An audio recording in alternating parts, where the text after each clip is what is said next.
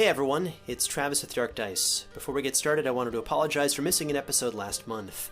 We rushed to try and finish multiple episodes that month, but we had to stop when our key editor Marisa went away for a honeymoon, and I myself was slammed with a number of Comic-Cons, producing other fiction shows, Vast Horizon and the White Vault, and our upcoming live show in Cambridge, where we'll be premiering our adventure book, Domain of the Nameless God.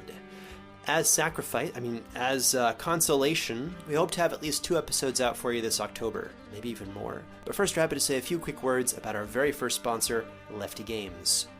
I've been a dungeon master since I was 7 or 8 years old, and Theater of the Mind entertainment was introduced to me on bus rides by a childhood friend. We played Dungeons and Dragons between classes in elementary school, middle school, high school, and somewhere during that time we started using models in a castle grid that came with one of the old classic adventures. I had a bunch of dice, a bunch of miniatures, and I'd paint models for hours at a time, but I never considered how important the board itself could be. Very recently, I tried to incorporate terrain into our sessions, but very few options seem to exist that aren't extremely specific or expensive. And by specific, I mean only use once and never see it again. I'm a full-time podcaster, so I don't have a whole lot of money to spend on hobbies, but this is where Lefty Games comes in. A real quality company out of the Netherlands that makes affordable, modular terrain. Each piece is 1 5-foot square big, in miniature scale, and they're both weighted and magnetic. This allows you to build and modify very easily for almost every session, and they look beautiful, so you can use it multiple times. Lefty makes floor tiles, walls, rounded walls, trapdoors, hidden passages, cracked walls, all sorts of stairs, pillars, and more, and as a fan of Dark Dice, we were sent a very generous demonstration package from Lefty Games to use and showcase. Every piece can be purchased pre-painted as well, so if you're short on time, they'll take care of that for you too. Every order also is done by hand, so you can make requests, and they were kind enough to send us some really cool hellish green torches for our package. I've been posting pictures on Twitter of our stuff and adventures for my home games, and I'll continue to post many more, but you can also see and check out Lefty Games for yourself on either Etsy or leftygames.nl. That's www.leftygames.n as in November, L as in Lima. Okay, that's all enough for right now. Time to get into our show. Thank you so much again for listening, and get ready for Dark Dice.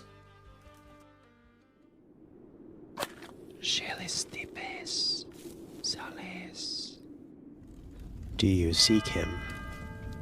You have found yourself among those who roll the dark dice.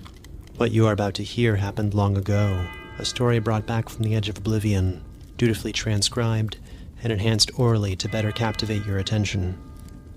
Previously, the team set off from Milner's Hope to find the town's missing children. Instead, something else found them. Having survived the first night, can they endure the trials to come? Will the team's resolve hold up? Will odds roll in their favor? Fear the strangers in your midst. Never play games of fate. Dark Dice, Chapter 7, The Great Gate.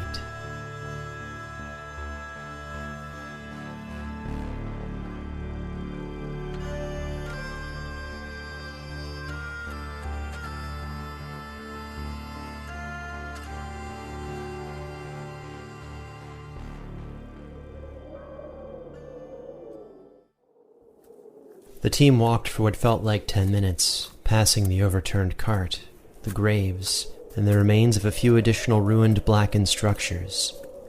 Led by Soren's torch through the heavy fog, they passed the last tombstone and continued for another 10 minutes.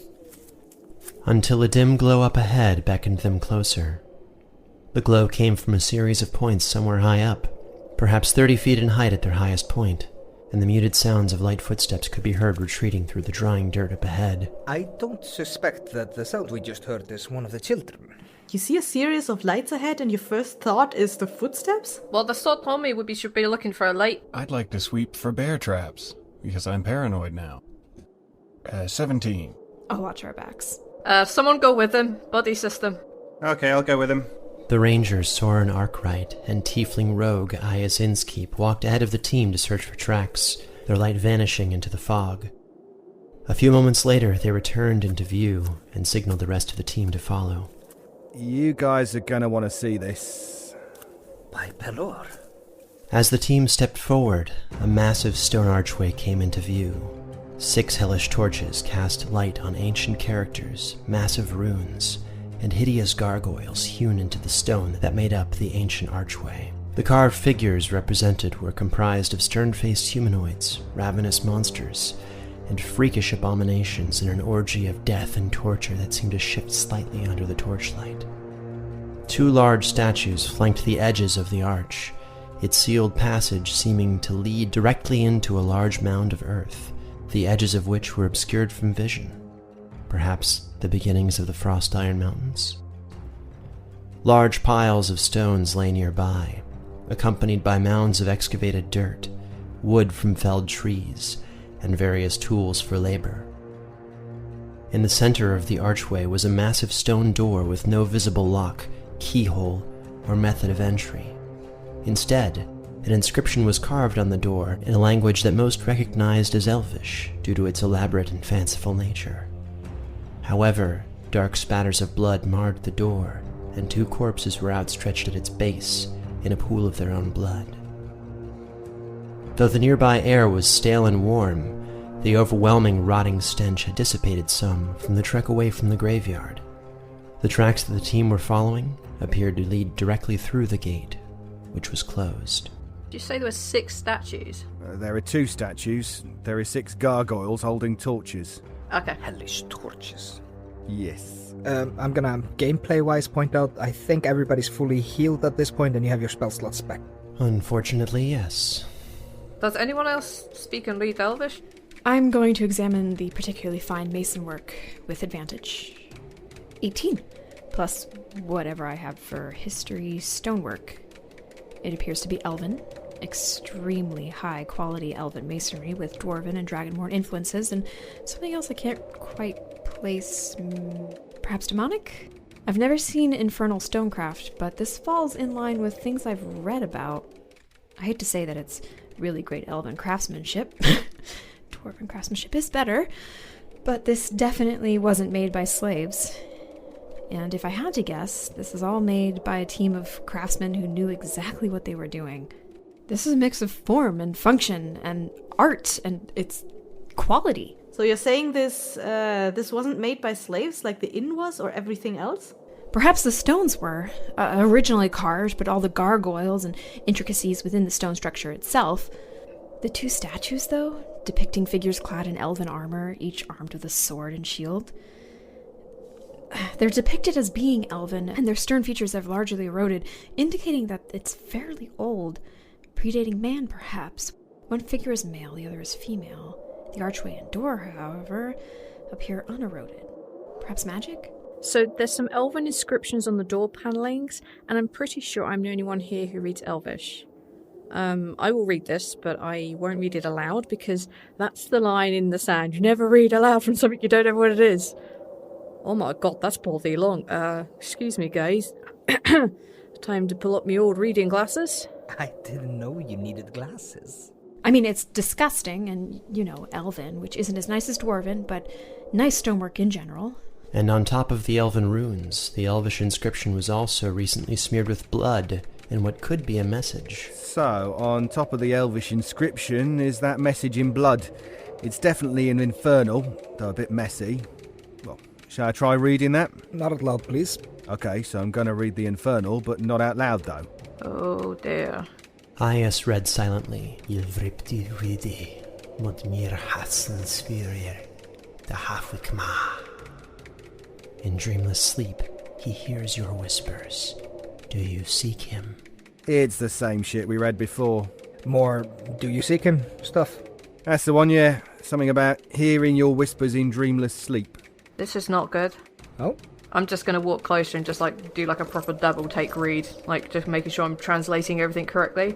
She looks up and she points at the 2. She's like, these 2 are protectors of enemies of darkness. They protect the Earthkind from unknown horrors.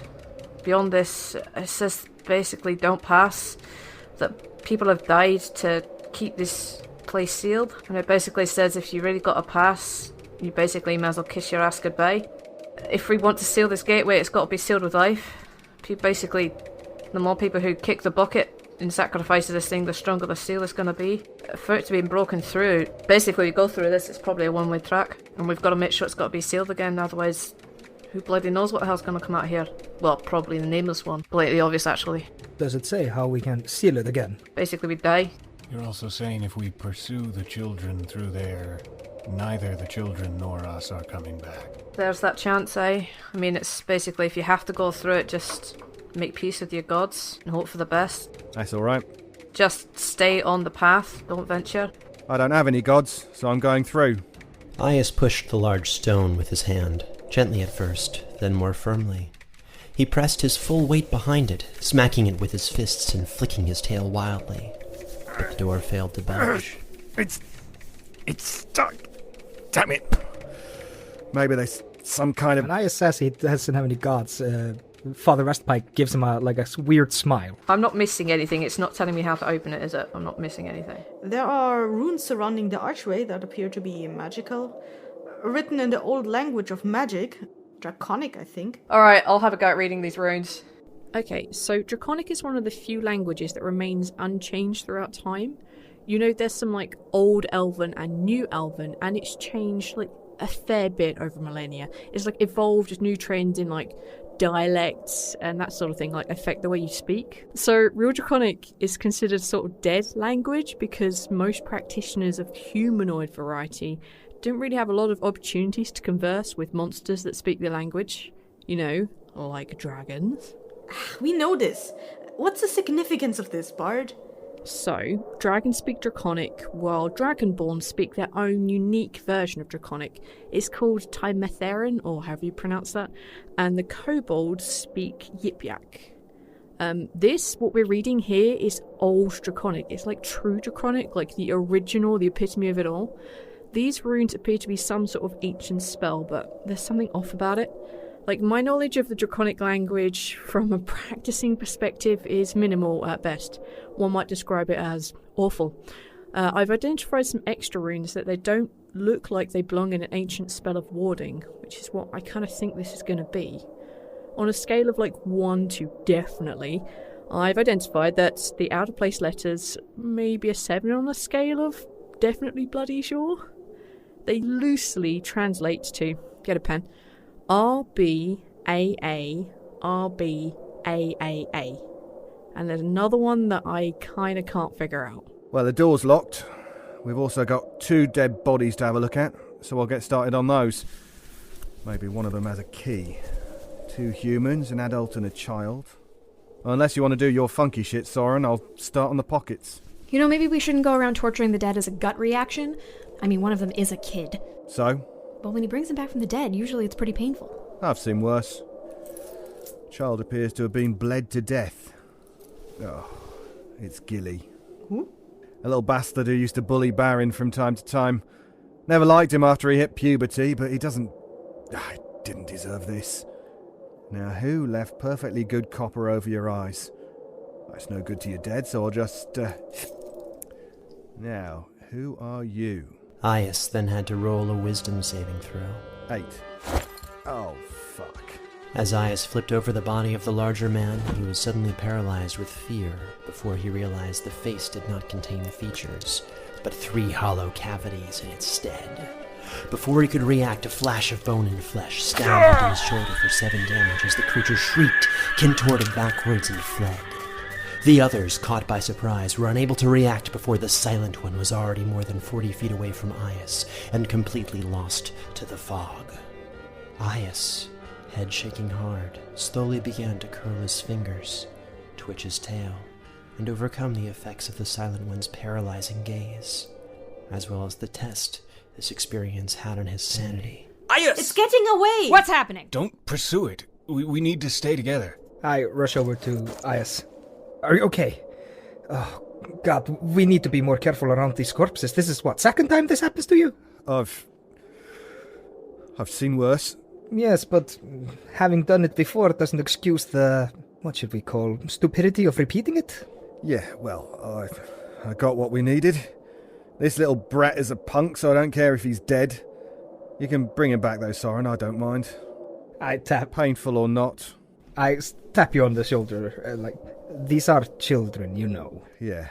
I understand. We're gonna find your son. Do not worry. That is always my point. But let's not be crude in the treatment of others' children's. Well, if you'd been what I'd been through at the hands of other people But as a child, doesn't mean you should join them. then you would understand. Don't be that level of dick. Trust me, I've seen the dark that dwarves can do So have I. in greed. So I think our biggest issue is the huge door.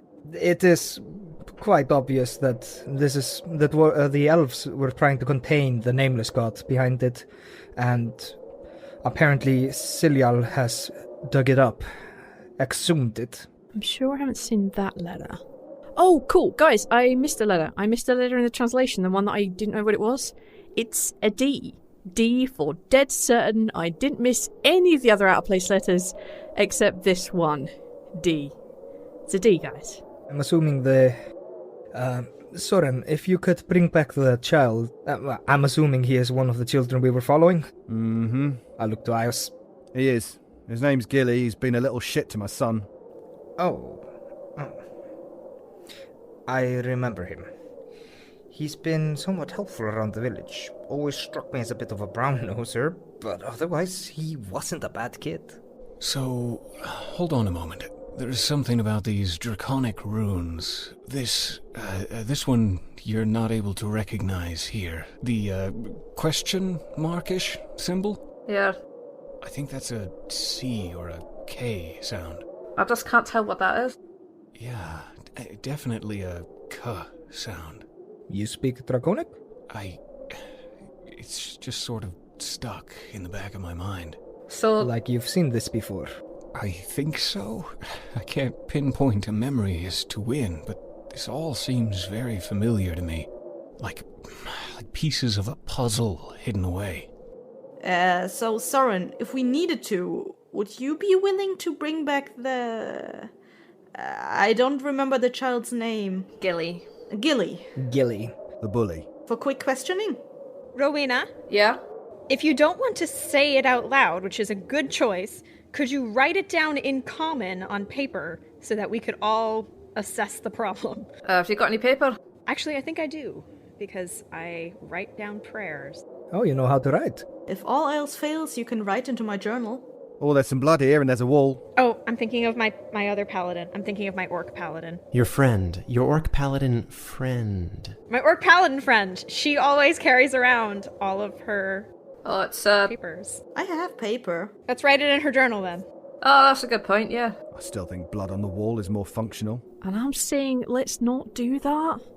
Darklander. Soren, are you going to open up that lantern? I am able to, if that's the group decision, whether or not we want to torture a small child. Was a bully. I think Iaus asked to. Can we get some more eyes on this riddle first? I like how most of these letters spell bard. Rowena began to write the Elvish translation into Flygia's journal in common. It read as follows. This is where Kelparis and Loriak, the twin shields of Mithril, enemies of darkness, the eternal protectors, guard elf-kind from the depths. Beyond this Kerede, this gateway, no mortal should venture. It is sealed and hidden with clear intention. Do not pass. The blood of countless lives has sealed this stone, and many more before its construction. If reading this will not deter you, may the Guardians take your last breath. For those who must pass, make your peace and ready yourself for the task ahead. We honor your sacrifice and will sing your praises at the feasts. Be strong and do not venture from the path. If you should find this in dire times, the gateway may be sealed with life. The more given, the more powerful the ward. Do not dare venture forth. So, if this has been sealed with life, and there's a dead child... Yeah, if it's been sealed with life and there's a dead child here, isn't that life that's been sacrificed to it? Yep. Just a thought. So, wouldn't a sacrifice seal... Possibly to seal it behind us again? Look, the letters, they translate to RBAARDCBAAA. Is anyone else... Oh my god, no freaking way. I think maybe I know what it is. But I'll let you guys finish that first. Well, what was your idea? Hang on, I need to move my mouse. I need to double check the letters that we were given. Rowena's small mouse squeaked. Yeah, I think it's abracadabra, but there's too many bees. The door immediately started to move. Yes! With the groan of stone on stone, the center of the doorway began to shift, attempting to retract into the side of the archway. It ceased moving after a few moments, seemingly stuck in place. Ugh, another puzzle? Nah, it just appears to be old. It hasn't been open for a long time, or if it has been, perhaps something moved last time. Looks like it's just a bit lodged in the dirt or roots of trees that have grown around it. We clearly can't get through right now, but I do have a defoliation vial. Oh, forgot about that. Which would get rid of any roots of trees in seconds. You think that might work, but keep that stuff away from me. What about brute strength? I was gonna go with brute strength and ignorance, yeah. Okay, well, my strength is 10, so I suggest you get someone else. I'm like well stronger than you two. I have a 16. Oh my god, I'm stronger than you two. Then why are you a bard? Because I'm really pretty. Alright, can we find like a fallen... What's around us that isn't this stone? Fallen buildings, trees, anything? If we backtrack, you can see more, but in our current position... Not venturing away without a buddy system. The fog is very limiting. We can see the archway, and it appears to go into, like, a mound, like a lot of dirt. There's an exposed area where there are roots, as if some excavation has taken place recently. I'll go with you to look at the roots, because then at least I can use the defoliation thing if needs be. Right. Look, I've got it. I might as well use it. Okay, but we're going in a buddy system. Yep. Or at least with half of the group at a time. Yeah, we were the most successful watch, so I think we can deal with anything. Go Team Suffering. Yeah, nobody got stabbed or thunder blasted on ours. That's the one. Did you just call us Team Suffering? Yep. I like that. Yeah, that's just us though, not the other pairs. It's Team Suffering, Team Bunny Shit Crazy, and Team Sleeps a Lot. In my head, at least. Hey! Okay, so let's go do this thing. Iaus and Sister Cavernsfall took a few moments to survey the perimeter and examine the large mound of earth. Beyond the area that had been excavated, the foliage became suffocatingly dense. Above them, they could spy what was left of ancient thick roots, digging around the archway like twisted worms on either side, creeping notably just beyond the stone doorway's path. So the stone door is trying to move out of the way, and there's a part of a tree root blocking it. It's a fairly large root. On the evil side? The evil side would be beyond the gate. This is on the outside. Presumably, well, I guess they're both evil? Okay. Presumably, again, they're both evil. The root's about a foot in diameter, so it'll take some time to cut through. Alright, just defoliate this thing. With pleasure. As the cork was pulled and the liquid dashed upon the root, it began to shrivel briefly before bubbling, then melting away in a puff of noxious black smoke. Probably not good for the environment, but it's working. The tree itself began to bubble, hiss, and bend away from the stone as the corrosive toxin continued to eat away at the once great oak, fatally damaging it. Slowly, the great door slid open, revealing a dark, empty passage now available to the team. Iaus and Sister Cavernsfall began to make their way down the mound, while the others began to examine the darkness beyond the entrance. However, a mere step from the bloodied door, Rowena's blade began to shake violently at her hip, but it seemed unable to do anything without her touching it. I touch it. Rowena now needed to make a charisma saving throw. 13?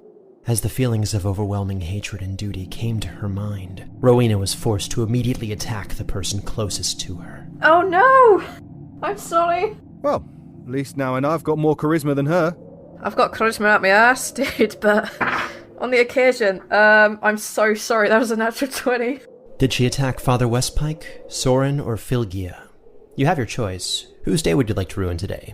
Or I could roll the dice, that might be easier. Nat 20, jeez. Not it. It can be me. I'm okay with this. Rowena still had the choice. The blade sought blood, but she could direct its rage. Somewhat. I think it would kind of be funnier to hit Father Westpike, just because I think it's funnier. Rowena very well could kill him with a strike. Oh no! Oh no, I'll take it. Alright. As she rolled a critical, please roll a D100. The higher, the more deadly and powerful. 10. Oh, wait, no, that's 100. I just smoked him into oblivion. Basically, give me a second to give a better description, though this wasn't supposed to happen. No! The sword pulled toward Father Westpike's chest, screaming for blood. finding a direct path toward his heart. Father Westpike? I'm sorry, she's literally run you through with a blade in a way I couldn't have possibly imagined. Father Westpike looked into the horrified face of his loving cousin Rowena. Then his gaze fell toward the blade at his chest. Blood began to appear through his chainmail shirt, and all at once the world began to spin and go dark. None of you were expecting this. I wasn't even trying to have the blade work that effectively. But that works for me, by fluke here, by means of a bard failing a charisma check to control her actions, followed by a natural 20, followed by a natural 100. Father Westpike was fatally stabbed through the chest by a mythic elven blade, the Bane of the Nameless. Rowena's expression shifted from confusion to one of utter terror. She looked up at Sindri Westpike, her beloved cousin, and began to cry. Father Sindri Westpike could utter one sentence before his life passed, if you'd like, Eyþór. I am not more than 50 feet away. I use my instantaneous reaction and my Helm of the Martyr to teleport myself in front of the blade, because that is exactly what my magical item does. An unexpected twist of fate. Sister Tsavorite Cavernsfall, as she looked down from the mound, could sense the incoming blow, a feature of her blessed Helm of Imiter, and had to roll a d20 luck check to see if she could react quick enough. Will a 17 let me see it? She saw it. Okay, let me reconfigure this. So the last 6 seconds unwound, reversed. Rowena briefly had a vision of her cousin being killed. However, that's not actually what happened. We'll all forget that ever happened. It was simply her imagination at work. As Rowena unexpectedly stabbed toward Father Westpike, Sister Cavernsfall suddenly appeared between them, teleporting literally out of thin air, knocking the surprised Father Westpike onto his back.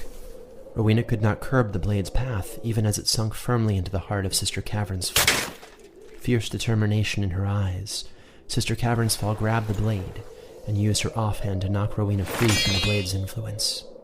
Sister Tsavorite Cavernsfall collapsed, dead, before she hit the ground. I rush over and try to heal this, if I can. Or try. She doesn't even get a word. She doesn't even get a line. Thus ends Lady Cavernsfall. She was good on watch. By the All-Shadow. Rowena, I'm going to need you not to move. I will shoot you. Cavernsfall! Lady Cavernsfall! I'm staring at Rowena. I'm looking straight up at her. I'm down on my knees holding the blade, cavity deep in Lady Cavernsfall. I'm trying to heal her, but it's not doing anything. As Father Westpike touched the blade, attempting to pull it from Cavernsfall's lifeless body, a battle of personality took place, requiring a charisma saving throw. 18. Father Westpike was able to resist the screaming voice in his mind as the blade shook. Seal the gate! All at once, the blade went silent as Father Westpike took his hands off it. He slowly backed up and looked at Rowena. Rowena has her hands basically exactly as I have them. They're just like clasped in front of her, like across her mouth, like, what the fuck? She's dead! She's dead! Oh no. Sister Cavernsfall, no! She's gone, Flygia. No. I turn around and I'm assuming Iaus and Soren both have their weapons at ready. Don't you fucking move, murderer. Father Westpike held out a hand, putting himself between Iaus and Rowena. It's not her fault. It's not her fault. I didn't mean to. It's not her fault. As Rowena had just murdered a member of the party, she required a sanity check. I'm not taking a check. I'll fail. I'll take the fail, man. Rowena took 15 stress damage, and her whole body continued to tremble, a cold sweat forming on her brow, and her mind reeled. Speaking of murder, I get advantage versus murder. Step aside, old man. It's the blade. The blade made her do it. She's just a child. She's just a child. Flygia snuck around Father Westpike, whose eyes were locked with Iaus's, and gently caressed Rowena's shoulder. It will be okay, Rowena. Everything will be okay. Just let me... Flygia moved her arms down toward Rowena's hands, pinning them with a mixture of strength and magic. Rowena offered no resistance. And there. Please do not try to resist. It will only make things worse. No. I know how it feels to not be in control of your actions. I don't blame Rowena for this, but it does appear as though the blade will do anything it can to keep the gate sealed despite our wishes. That is true. I heard the blade I heard the blade screaming when I touched it. I shouldn't have touched. Nobody should touch that blade. And I stare back at Flygia. Don't touch the blade, please. As I look again towards Iaus, hoping he doesn't kill me. Kindly move, old man. She already tried to kill you once. No, not with our hands. Like put it out with tools or magic. Like, we have to stop it. Iaus, our friend just died. Get out of the way, or a second might follow. If you'd all take a moment to look at the pooling blood with a roll of 15, you'd see that it's being pulled toward the gate. I think it just needs blood.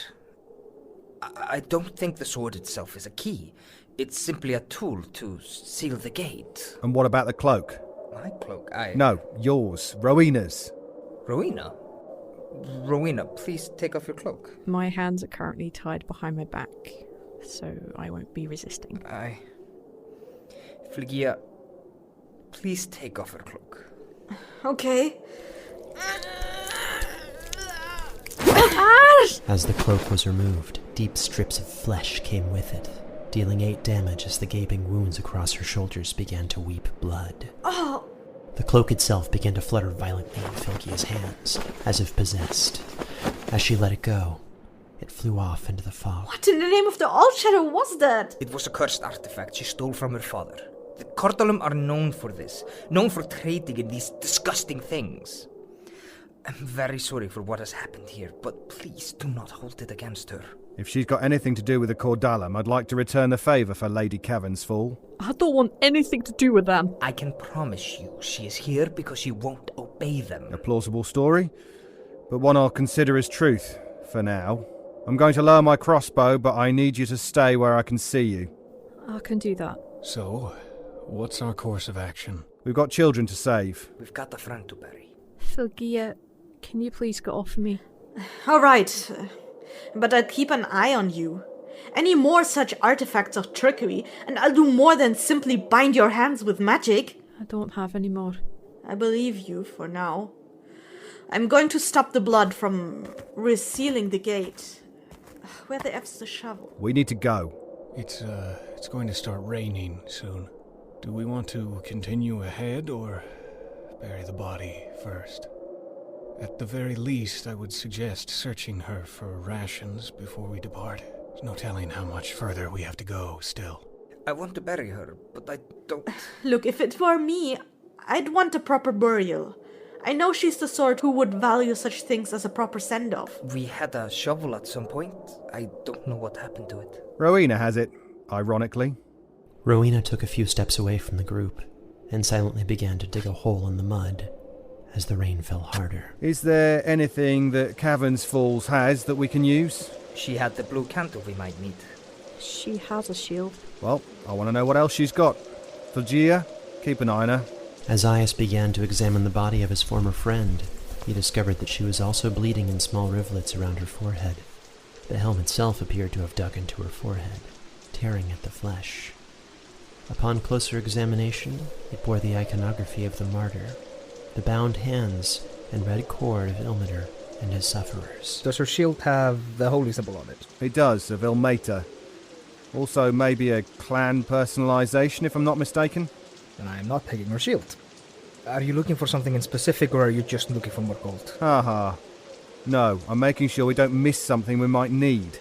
Lady Cavernsfall is dead, and make no mistake, while she cannot use her tools, we will most certainly need them if we're to survive the coming night. Some of them, anyway. She had mason's tools, a holy symbol of Ilmater. Oh, a healing kit. A blue candle. Those seem useful, possibly. I think so. Then quit complaining.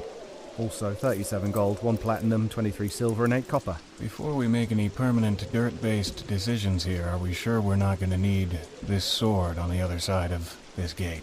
I'm not taking it. I fear that any of us that would try to wield the sword would strike again, in the same way Rowena was forced to. It just wanted to shut the gate, I think. Its purpose is to make sure that the Nameless God doesn't escape. Don't get me wrong, it's a good shot to wield, but we have enough people who can't control themselves. Also, there's that weird mechanical bird. A blanket, a bedroll, backpack with 10 candles, a tinderbox, an arms box, 2 blocks of incense, a censer, vestments, 2 days trail... Technically 3 days trail rations, but one of them's got blood on it, so not it. And a water skin and 20 foot of rope. Also, she's wearing that helm. This situation matches the description of an old relic called the Helm of the Martyr. It's said to allow its wearer to take defense and any damage intended for an ally. It's powered by blood. You know, the way of the sufferers, like she is. She was. It's the kind of thing they do. Is there any way to take it off her head? If you want to take things off a dead body you just killed. Sure. Okay, you can have it. It's my burden now, then. I'm taking the shield and the suffering helm as a penance, so if anyone's about to die of mortal damage, it'll be me, okay? I'm taking the incense. I like incense. Wow. You're all suddenly okay with looting our recent deceased friend just seconds after judging me?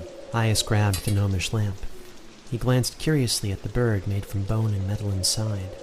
On the base of the lamp, the phrase Old Spriggy was carved in Dwarven. Can we let the bird free? You could, but it's dead. Its feet are nailed into place with nails and everything. I know a good joke about this one. Yeah, I'm going to keep it with me. Grave is just about ready. Thanks for your help, Soren. I take the coin when everyone else isn't looking. As the tallest members of the team, Iaus Innskeep and Soren Arkwright moved into position to grab the body, and Iaus required a sleight of hand check to see how well the coins vanished. Natural 20. Gone. I am sorely tempted to touch the sword. Please don't. Everything in Soren's body is screaming for him to grab the sword right now, but he's got it under control. I take a closer look at the shield for a moment before helping to lower her. Rowena noted depictions of a few little temples around its edge, and the words inscribed in Dwarven, most notably Peeler's Mine and Faxifos, which Rowena knew to be the temples that Sister Cavernsfall aided in the construction of. The shield also bore iconography of the Cavernsfall clan. Lastly, she noted a partially drawn temple symbol bearing the mark Ilmater's Hope. I am so sorry. Alright, I'm going to take the amulet of Ilmater and respectfully, put it in a cloth, and I'm gonna hold it, and when we finish burying her, I'm gonna say a few words. Are you ready to lower her? Westpike, Iaus? Yes. Alright, 1, 2, 3...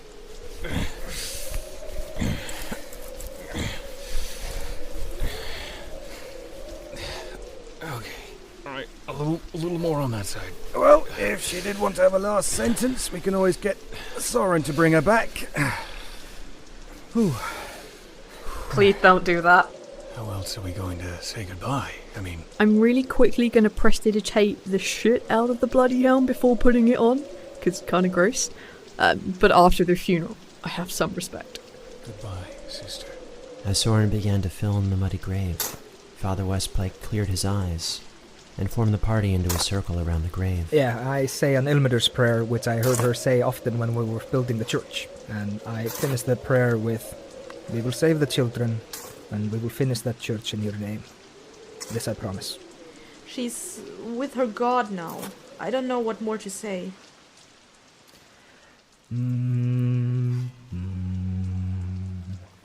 Sola feistir streymi stigur stormar geislum djúpin blá dagsins himnesdrottning flýgur dýrlegurnum mændjum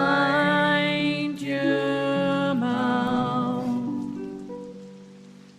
dimar grímu geislei bregur klarfur kissir dalur alla þjóðir orku vekur eilíf förgur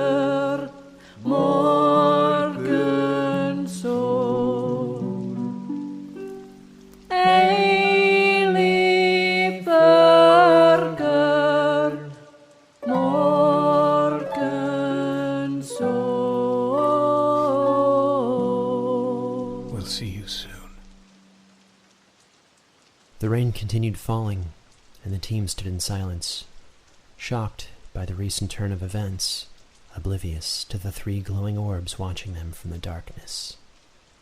After a few minutes, Rowena broke the motionless silence, donned the helm of the martyr, and turned to face the archway. Dark Dice, Chapter 7, The Great Gate. Starring Kaitlin Statz as Sister Tsavorite Cavernsfall, Peter Lewis as Soren Arkwright, Eyþór Viðarsson as Sindri Westpike, David Ault as Innskeep, Kessi Riliniki as Flygia the Witch, Hem Cleveland as Lady Rowena Granitepike, and Travis Vengroff as Dungeon Master, with transcriptions by Hem Cleveland. This episode's dialogue was co-edited by Travis Vengroff and Sarah Buchynski, with sound design and mixing by Marisa Ewing. This is a Fool and Scholar production. Thank you for listening.